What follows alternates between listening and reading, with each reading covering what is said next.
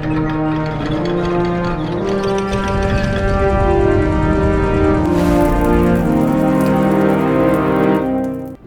one and all, Jasper here, and I just finished watching the first episode of A Knight of the Seven Kingdoms, based off of George R. R. Martin's book series of the same name, and fuck it, I kind of liked it.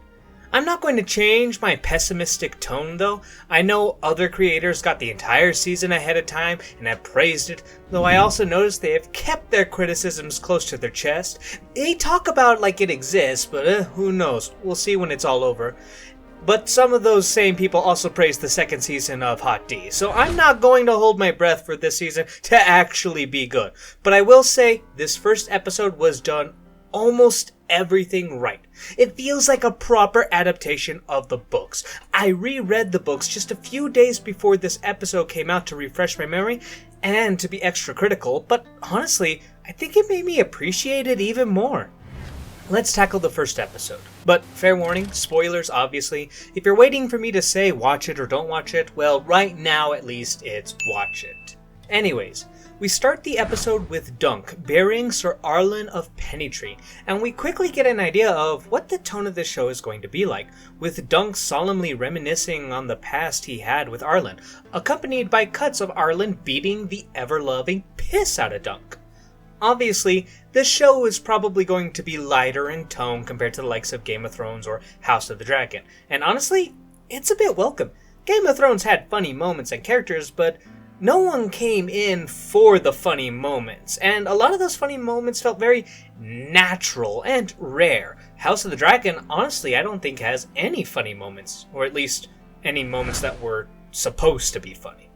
This series is clearly trying to use comedy to stand out from its parent and older sibling. After the minimalistic funeral, Dunk talks to his horses like any sane person to try and make plans for what he should do. Ride to King's Landing to become a gold cloak, and stop all the rapers, of course. But in the end, he decides that with a tourney happening in Ashford, it would be best to risk it all there. The camera zooms in on Dunk as the intro music begins to pick up. The same intro as both Game of Thrones and House of the Dragon, and as we reach the climax, we cut to Dunk shitting by a tree with his bare ass on full display. Here seems like a good moment to talk about the actor portraying Dunk, Peter Claffey. Never saw a single thing he was in. Apparently he was in Vikings Valhalla, which does nothing to really endear me to the actor, but I will say so far he's a great fit. A bit on the short side, he's only 6'5", whereas Dunk the Tall in the book stands at 6'11". But let's be real here, George R. R. Martin plays way too loose when it comes to the heights of characters. I swear the average height in Westeros is 6 foot or maybe 6'2", and since less than 1% of the population are above 6'11", or around that age, I'm not going to gripe too much for them choosing the guy who passes at 6'5" being tall, especially for my 5'4" ass. He is also a bit on the older side. Dunk wasn't sure how old he was in the books and estimated he was probably 16 or 17 years old. You could probably go as high as 20, but either way, the actor is 29. Though, I've said it before, I don't really ever fault aging up the characters in the series for the most part. And final nitpick, his hair is cut short.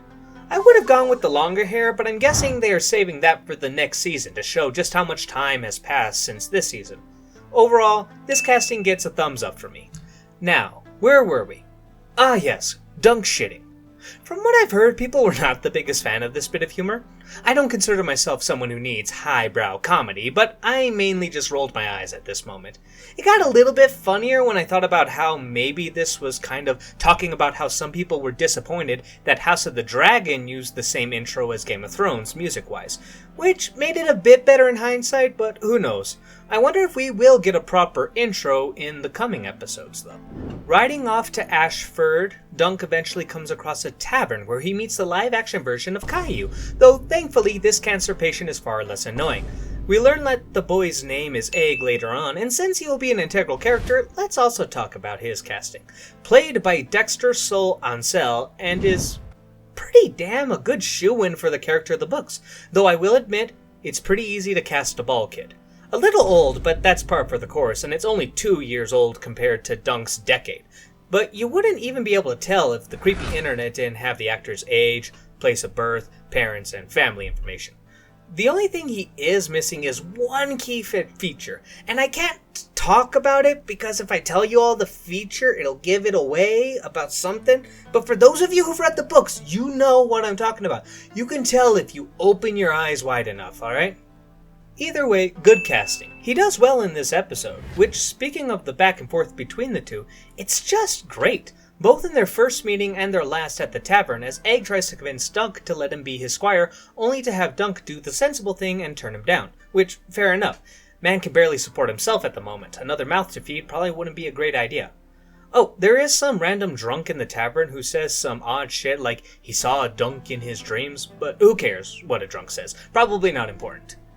Eventually, Dunk rides off after his large meal and arrives at Ashford, where things are being set up, and makes his way to the Game Master to sign up, where we meet Plumber. In the books, a narrow pinch-faced man with thin grey hair. The actor has the pinch face, but it sure doesn't look like he's losing his hair.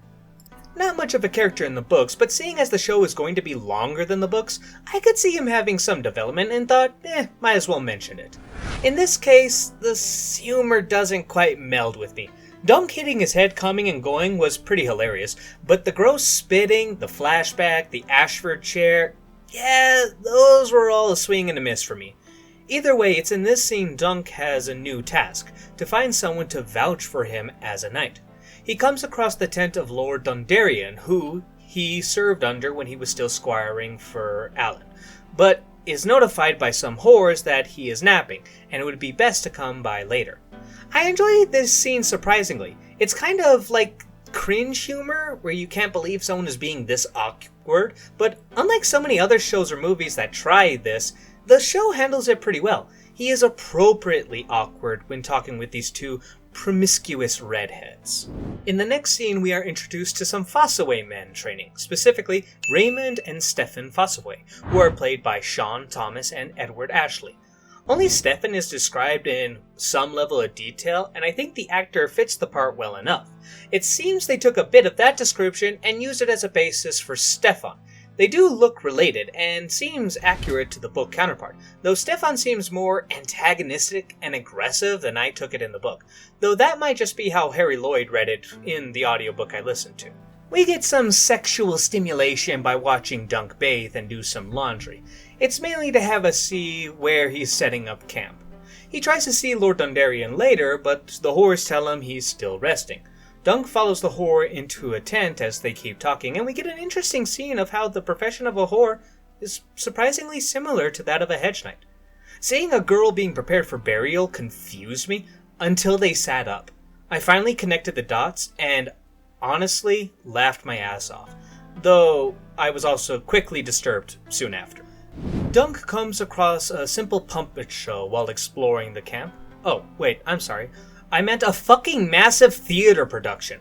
It's not an unwelcome change, as obviously it's much more visually appealing, though I kind of like the idea of the smaller marionette puppets used in the books. The narrator of this performance is Tansel, and while doing very little in this episode, I know she will be more important. I have little doubt the show will expand on her, so let's talk about her actress. So you see, she is portrayed by Tanzine Crawford, and visually so far, she seems like a great pick, though I would have preferred someone a bit taller. She is 5'10", which is above average for women, but I think a solid 6 feet would be best. But that's just nitpicking, but there's a reason why her nickname is Tanzanelle Too Tall. Either way, looking forward to seeing more of her. As Dunk walks away from the show, Raymond Fossaway catches up to him and has a friendly chat, inviting him for a meal.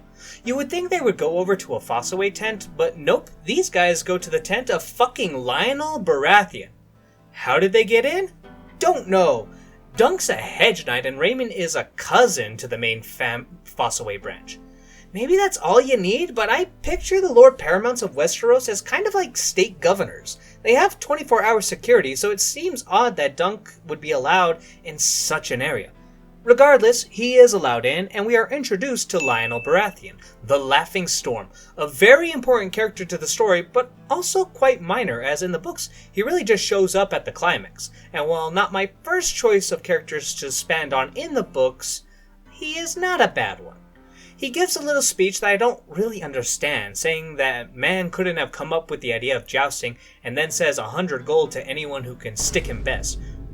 Dude, you just talked about having some gay fun. Sticking you can mean a lot of things now. Not the strongest opening, but luckily he gets better as he notices Duncan and waves him over.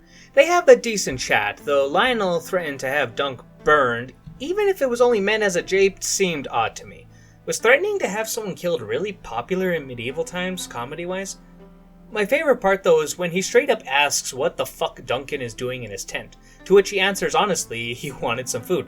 Lionel just says, shit, that makes sense. While we're speaking about Lionel Baratheon, let's talk about his portrayal by Daniel Ings. And this will probably be the first actor I take some serious issues with. He has some of the broad strokes, like the black hair, and he is tall enough, I guess. He's described as being almost as tall as Dunk, and while the actor is tall, standing at 6 feet, since the actor they have for Dunk is 6.5, well, he looks obviously shorter rather than comparable. Though that isn't even my biggest issue. Would it have been nice if he was taller? Yes. But my main problem is, he seems too old. Daniel is 40 years old, and the oldest Lionel could be in his early 30s. But I think it would be most accurate to be early or mid-20s, as if Lionel is that much older, I have some questions regarding a little event that happens in the coming years, but that can be saved for a later season, or even a later book. Here and the now though, it's not a big deal though. This is probably the first actor I will say wouldn't be my first choice. But you know who would be? Henry Cavill. Anyways, the two begin to dance and have a gay old time. How gay of a time, that's up to you, but I bet my house some fucker is already writing a fanfiction of these two slamming each other's poop hole. Dunk confides in Lionel about the situation he is in, and it seems the drunk lord tries to offer words of encouragement, but it's not exactly great words of wisdom. Fuck me, I told my editor that these would be shorter, and I'm starting on the 4th page writing this.